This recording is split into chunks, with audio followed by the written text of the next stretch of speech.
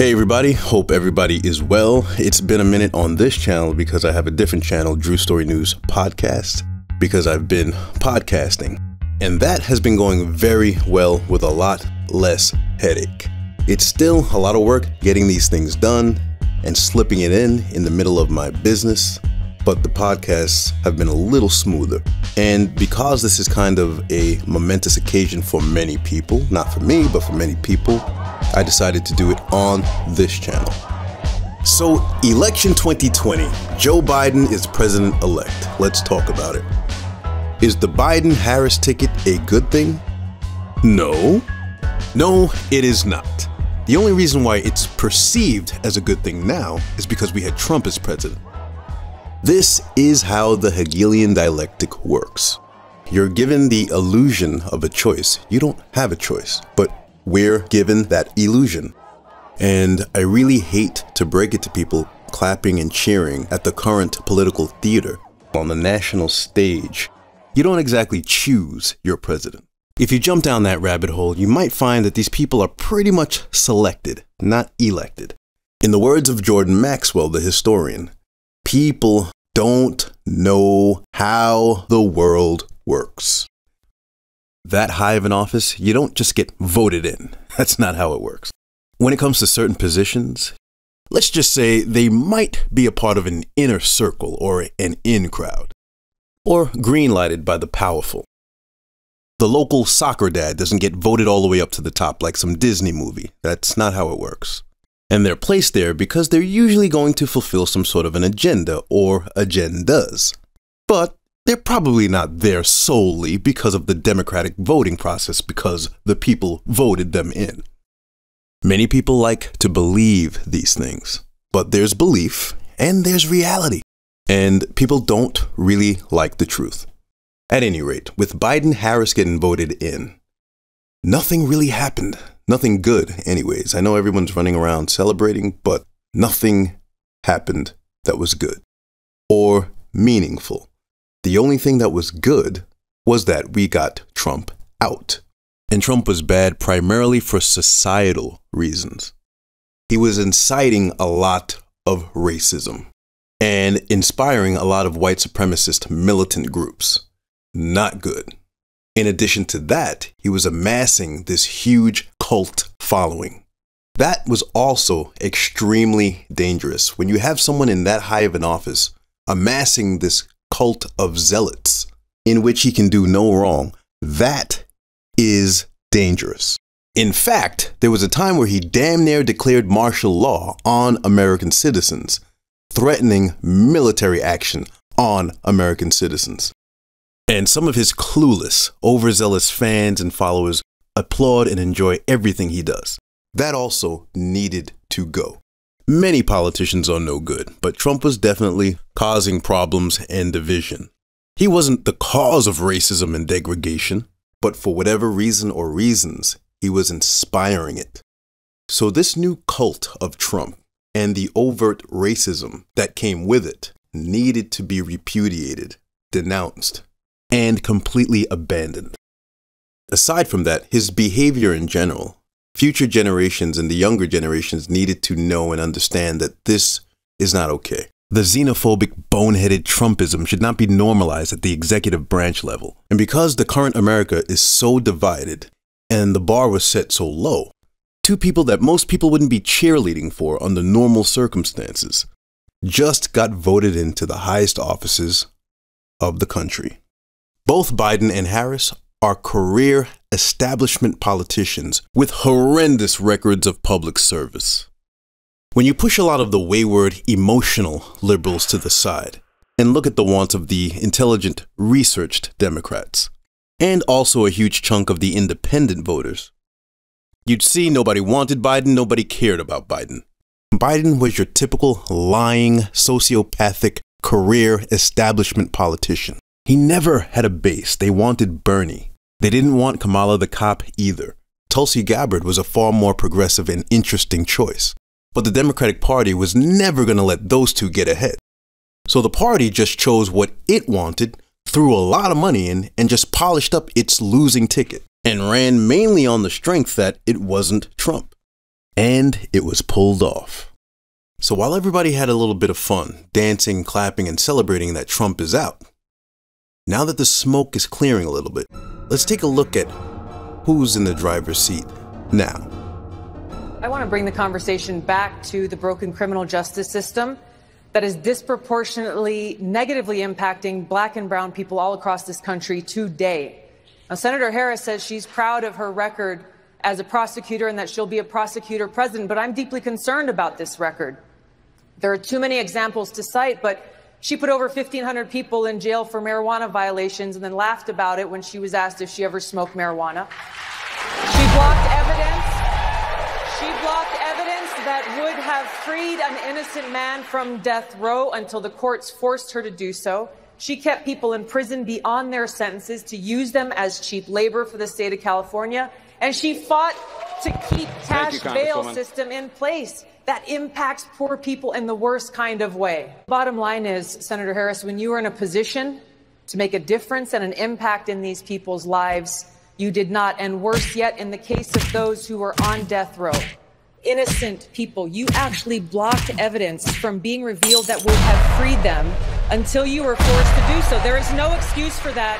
And the people who suffered under your reign as prosecutor, you owe them an apology. We just talked about Senator Kamala Harris. So far, she's gotten a free pass from the press on her presidential run. They want her to be the next president, so they are overlooking her background. She is a former prosecutor, as you know, but the press has let her rebrand as a crusader for prison reform. No one's called her on it until last night. It was an electric moment, and it might be why Congresswoman Gabbard was the most Googled candidate since the debate last night. She joins us tonight. Congresswoman, thanks a lot for coming on. Thanks, Senator. So I haven't heard anybody say what you said. Why are you the first person to say this? Hey, look, voters deserve to know the truth. You know, the decision that the American people have before them is a critical one. The decision that Democrats have before them about who their nominee should be is a very important one. They deserve to know the truth about the candidates that are before them, and especially on this issue of criminal justice reform that's impacting so many people across this country because it is so broken and it is an unjust criminal justice system. Senator Kamala Harris was in a position to be able to make a difference in that when she was serving as Attorney General. And as I pointed out last night, she did not fulfill that promise that she claims to have, which is to be a champion for the people, be a champion for the oppressed. In fact, she did the exact opposite. She made decisions that ended up hurting people, that ended up hurting minorities, hurting poor people in the state of California, which is concerning to me for someone who wants to be the president of the United States and frankly, who's claiming to be a prosecutor president. The US has the highest prison population in the world. Incarceration exploded in the 80s with the beginning of the so-called war on drugs. And because black communities are intensively targeted by law enforcement, it was African Americans who were arrested and jailed disproportionately, even though white drug use was equal or more than that of blacks. Joe Biden took credit for the 1986 law that mandated the same sentence for 5 grams of crack possession as 500 grams of cocaine. And he followed that with the 1994 crime bill, which mandated federal mandatory life sentences for repeat drug offenses and encouraged U.S. states to do the same. The devastation of African-American communities through the drugs crackdown was apparent, yet it rejected recommendations to end the sentencing disparity for crack and ignored calls to focus more on crime prevention than punishment. We do everything but hang people for jaywalking in this bill. Mandatory minimum sentences passed during Joe Biden's tenure increased the federal prison population by about 800%. And there's a pretty direct correlation between mandatory minimum sentences and federal prison growth. I think the causal link is pretty clear and undeniable. In fairness to Biden, he wasn't alone in advocating harsh sentencing, and it was electorally popular. But the issue has become controversial in 2019 because he campaigned on his crime legislation until relatively recently, despite the obvious social devastation, and his recent apologies have been filled with qualifications. And he said, "We're talking about things that happened a long time ago. Barack Obama trusted me. That should be enough of a reference." David Stein writes, it was Biden who was among the principal and earliest movers of the policy agenda that would become the war on drugs and mass incarceration, and he did so in the face of initial reluctance from none other than President Ronald Reagan. Reagan even vetoed a signature piece of Biden legislation, which he drafted with Senator Strom Thurmond of South Carolina to create a federal drug czar. So let's pause there for a couple of minutes here. If you notice in the first clip we played, Biden didn't talk about going after just drug dealers. He talked about going after drug users. And he said we have to get tough on them. When you read the whole history of Joe Biden's zealotry on the war on drugs, it's a little revolting. And I have to confess that I forgot some of it, and some of it I didn't know. Now, I know he worked with Strom Thurmond. Strom Thurmond ran on a segregationist ticket as the presidential candidate for that. So that people say that was a long time ago that Strom Thurmond did that, then he then became a Republican again. No, I remember Strom Thurmond, and he was deeply racist. He was always racist, he never changed his mind. And so the fact that he was no longer a segregationist party person and now a Republican Party person doesn't matter at all. So when Reagan was too liberal for Joe Biden, he reached out to Strom Thurmond. Yes. And he said, hey, listen, you pull your right wing, I'll make sure I keep the liberals away, okay? And he said, let's try to convince Reagan to appoint a drug czar. And Reagan partly, and if you don't give Reagan too much credit, part of the reason he didn't want to do it is because rhetorically he was already doing the war on drug stuff. He just didn't want to back it up with money because he wanted to give most of the money to the rich, so he didn't want to spend money on prisons, etc. Now, at the end of the day, I'm glad he didn't spend money on prisons. I'm glad he didn't do a drug czar until but of course wound up doing it at the very end. But Biden was to the right of him, no question. In fact, here, there's a lot of quotes, but I want to read you one here that really struck me. At the time, Biden said, as most old line Democrats view it, the only ways we can deal with violence will have a negative impact on civil rights and liberties. I think that's malarkey. So he's saying, I don't care about civil rights. I think that's malarkey. We're just gonna do these crime bills. We're gonna put everybody in prison, and I don't care about civil rights and liberties. He was the initial critic of social justice warriors. Yeah, in a sense, that's right. And remember, they asked him about some of these comments in the last debate. They didn't even get to these more damaging comments. And when asked, hey, you said you didn't give a damn what happened 300 years ago, meaning slavery, he said, yeah, but you got to play a record player to your kids. And he didn't answer the question, and he went on a rambling, and he said, oh, social workers have to come and teach you how to deal with your kids. That is not a good answer. So I'm almost depressed to see Biden's true record. I'm obviously not in his camp in this race, but I like a lot of people in America thought like, oh, Uncle Joe, and he does gaffes, but he's a likable guy.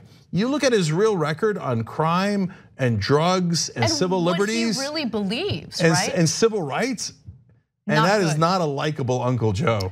We have to join together to ensure that drug dealers are punished swiftly, surely, and severely. And in line with what the president is calling for, we have to hold every drug user accountable. Biden didn't talk about going after just drug dealers. He talked about going after drug users. And he said we have to get tough on them. I'm talking about my son, Beau Biden. You're talking about Beto. I don't know Beau. I know Hunter. Yeah, Hunter got thrown out of the military. He was thrown out, dishonorably discharged. That's not true. He wasn't dishonorably. Cocaine use. And he didn't have a job until you became vice president. And once you became vice president, he made a fortune in Ukraine, in China, in Moscow, that is simply and various not other places. True. He made a fortune. My son, and he didn't have a job. My son, like a lot of people we know at home, had a drug problem. My son, like a lot of people we know at home, had a drug problem. He's overtaken it. He's fixed it. He's worked on it, and I'm proud of him. But why was he given tens of millions of dollars? But he wasn't given tens of millions of dollars. That is totally discredited. We've already been totally discredited.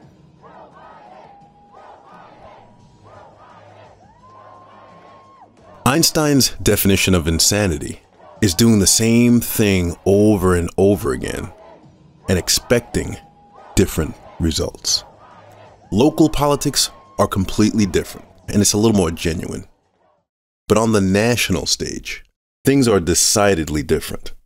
Every presidential election cycle, people get excited and give their energy to a criminal enterprise. And they pick the lesser of two evils, knowingly. Yeah, that's our normal, but it isn't normal. We in the spiritual communities don't participate. But I was born on the 33, March 3rd, and I consider myself a messenger of sorts, doing what I'm supposed to do. So I say what I have to say and communicate with people wherever they're at, and however they'll best receive the message. Not everyone is going to listen, and not everyone is on that frequency to even hear truth or understand it, because it might even irritate them. If you're a little too institutionalized and you're not on the vibrational level to vibrate with truth, the truth will bother you. Many people reject truth because they think stuck in the matrix, thinking with the hive. Currently, people are fighting the truth for many reasons: mind control, indoctrination, institutionalization, and to a large degree, ego. A lot of people are protecting the status quo. They're protecting the legitimacy and integrity of the industries they work in. People put so much of themselves in their careers and the jobs they have. So an attack on that industry is taken personally, and it's an attack on their entire identity. People fight the truth and kill the messengers that speak it because they don't want to believe that the people that they trust or the entities that they believe in and trust are corrupt. So they take the blue pill and choose to stay asleep. But there's much to be learned in what's happening now. Whether you realize it or not, there is an awakening happening. That's why everyone's fighting so much. Normies, bear with me, but we're leaving the Piscean age and we're moving toward the age of Aquarius.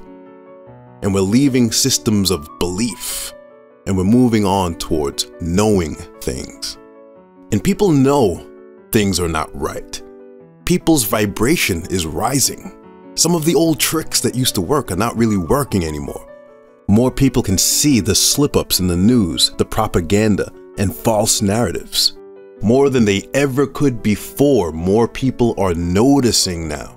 People are waking up and learning, hey, some of these people propped up as authority might not be telling us the truth.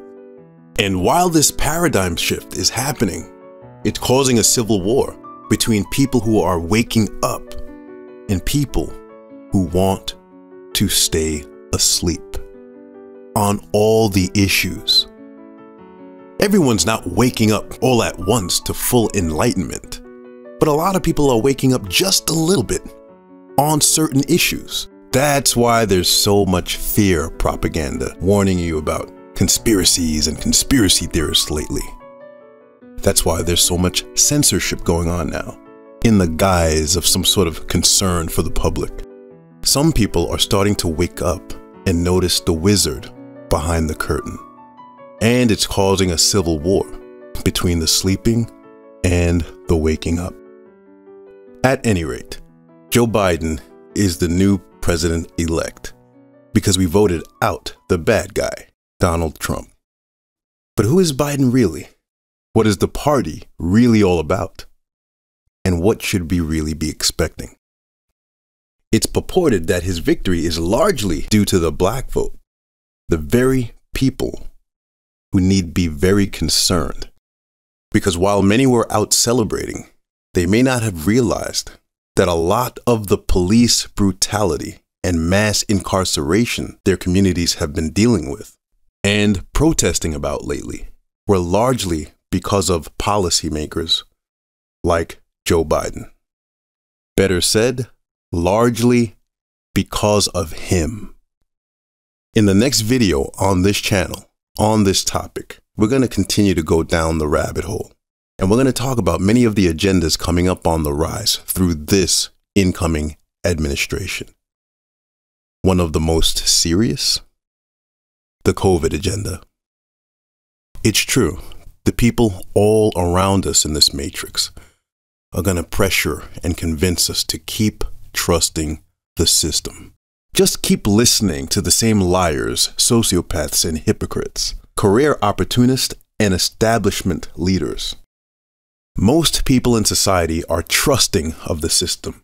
They're obedient, they're compliant, they're stuck in the matrix. They cannot listen to reason, and they cannot wake up. And while the sleeping masses are trusting and believing, unfortunately, many are too programmed to see the forest through the trees. And they can't even hear that because of the virus now being exploited, the tone has changed toward a totalitarian new world that we've been warned about all of our lives. From 8 p.m. tonight, a curfew will be implemented. So there will be a curfew across metropolitan Melbourne from 8 p.m. this evening, and it will run from 8 p.m. to 5 a.m. each and every day. And the only reason to be out of your home between the hours of 8 p.m. and 5 a.m. is to get care, to give care, or to go to and from work or be at work. We can no longer have people visiting others. We can no longer have people simply out and about for no good reason whatsoever. It is not an easy decision to make, but it is the decision that is necessary, and that is why I have made it. And that's why police will be out in force, and you will be stopped, and you will be asked, and you will need to demonstrate that you are lawfully out and that you are not breaching that curfew. So we're going to put out an executive order today. New York State on pause. We also have specific rules for people's conduct. Remain indoors, go outside for solitary exercise. Don't visit households with multiple people. These provisions will be enforced. These are not helpful hints. I'm also asking Oregonians to wear a mask at all times, except when eating and drinking, whether you are indoors or outdoors. I am not asking you, I am telling you to stop your social gatherings, your informal social gatherings and your house parties, and to limit your social interactions to 6 and under, not more than one household, and I'm asking that immediately. I will take stronger legal action as appropriate. I've already directed the Superintendent of State Police to begin to work with local law enforcement to legally enforce the informal social gathering orders.